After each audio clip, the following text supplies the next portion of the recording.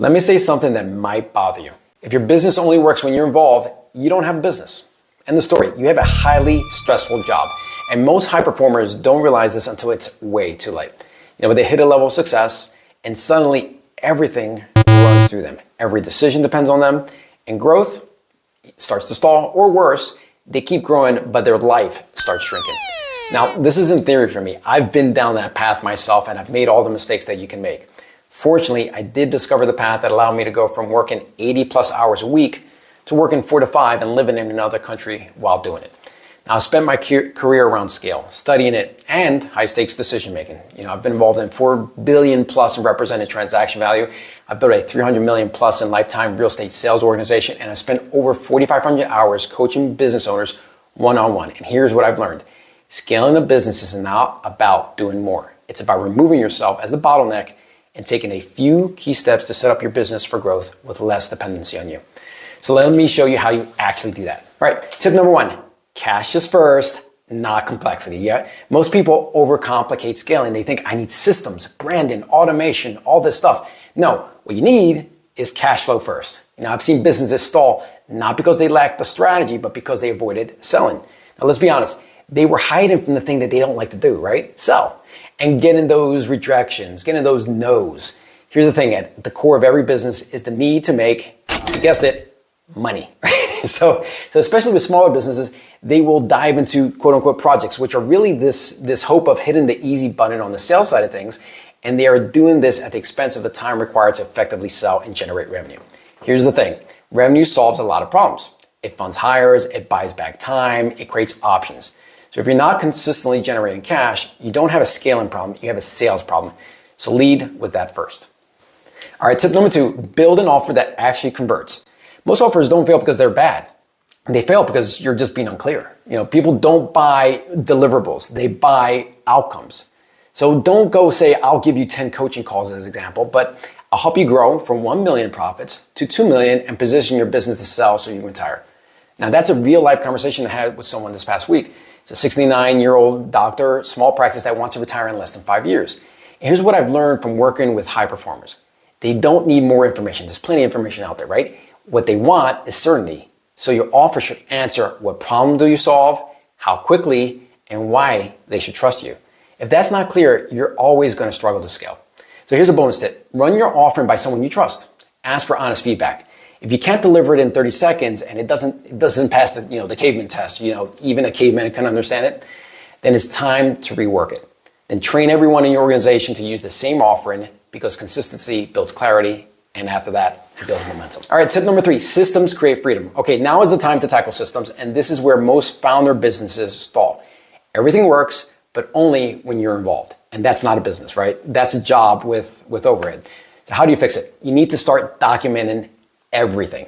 How leads are generated, how sales happen, how clients are delivered, how you service those clients, how you take those results and then market them into new clients, etc. And you do this not for perfection, but for repeatability. So in my own business, I originally wrote everything down, and that became, our operating manual for that part of the business. Now that eventually evolved into recording videos for every operating manual that we had. And now with the AI, documenting, a business's systems has never been easier. But going back to our experience, once we implemented systems like, EOS, structured scorecards, or even how we onboarded new hires, everything changed because now people could execute without me and results became predictable. Growth stopped depending just on me. Here's the reality you can't avoid. Scaling requires systems because systems create leverage. All right, tip number 4, you are the bottleneck. Now this one might be hard for you to hear. Sorry, but most businesses don't have an operational issue. They have an owner dependency issue. Now, I've coached business owners doing stuff like admin work, customer support. Shoot, I've even had some that wouldn't even delegate the cleaning of the offices themselves. And then they're wondering why they're stuck. You have to ask, what is my time actually worth? If your goal is to build a multi-million-dollar business, you can't spend your day doing $10 tasks, right? Scaling starts when you eliminate, delegate, and elevate. Now, what does that mean? Eliminate the $10 task from your list of activities. Delegate it to someone else and elevate yourself to focusing on those $1,000 an hour tasks. Make sense? All right, tip number 5, your calendar is your strategy. A lot of people say they want to grow, but their calendar says absolutely otherwise, right? There's no time block for the most important things, and that's sales, marketing, thinking, and leadership. They're just reacting to the day. If growth isn't scheduled, guess what? It doesn't happen. So you need to protect time for revenue generating activities, strategic thinking, building the business, not just working in it. So your calendar should reflect your priorities, not your interruptions. And other people's agendas are just that, they're interruptions. Now, I run through this scenario with my coaching clients all the time, and I ask them, how angry would you be if in the middle of your favorite show or big game, someone just walks into your house, right? Turns off your TV, unplugs it, and walks out the door with your prized 75-inch TV. The responses I get are amazing, anger, shock, threatening and physical harm to the thief. However, that same person will let someone steal their time daily with those got-a-minute conversations or pointless meetings or low-priority phone calls. Which is more valuable, that TV, which is maybe $1,000, or the time to build your multi-million-dollar business? So we need to get angry about that second time theft, right? Stealing your time. Tip number 6, remove bottlenecks. Every business has constraints. The question is, do you know where yours is? I've worked on deals worth hundreds of millions of dollars, and the principle is always the same. The system only moves as fast as its slowest point. So if leads are strong but sales are weak, fix the sales. If sales are strong but delivery is slow, fix operations. Throwing effort everywhere doesn't scale. Focused effort does. All right, tip number 7, build people, not just revenue. Now, these are really the 2 engines in every business, customer acquisition and talent development. Most people only focus on the first, but you don't scale a business alone. People scale a business. So if you want to grow, hire ahead of a need. It's like a sports team. Have a deep bench. You got to train consistently, and you've got to develop leaders.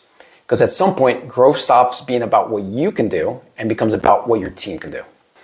Tip number 8, buy speed. This is an important one. This was a big shift for me. Early on, I tried to figure out everything myself, and it cost me years. Then I started investing in, coaching, frameworks, systems, and everything just accelerated. It got faster. You don't get points for doing it the hard way or showing how smart you are by figuring it out yourself. You get results by learning from people that have done it ahead of you, applying proven frameworks, and avoiding unnecessary mistakes. So speed matters because it builds momentum. Tip number 9, fix retention. So if your business feels like a treadmill, right? This is probably why you're constantly acquiring clients or hiring staff, but not keeping them. That's expensive. Scaling becomes easier when clients and employees stay longer. Those results happen faster and trust compounds. So one of the simplest strategies you can implement is create a quick win early. If someone sees value fast, they're going to stay, less of a treadmill.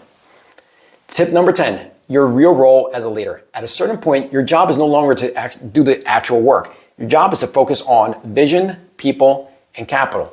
That's it, right? If you stay stuck in operations, you cap your growth, you cap the business's growth. If you move into leadership, you're going to absolutely expand it. So you probably picked up a couple of consistent theme points throughout this video. If you take nothing else from this video, please take away this. Scaling your business isn't about doing more. It's about building systems. It's about developing people and getting yourself out of the middle. Because the goal isn't just to grow revenue. It's to build something that actually supports your life. So if this resonates with you, please comment the words level up below and I'll reach out to you directly about a free strategy session. Or if you prefer, just DM me.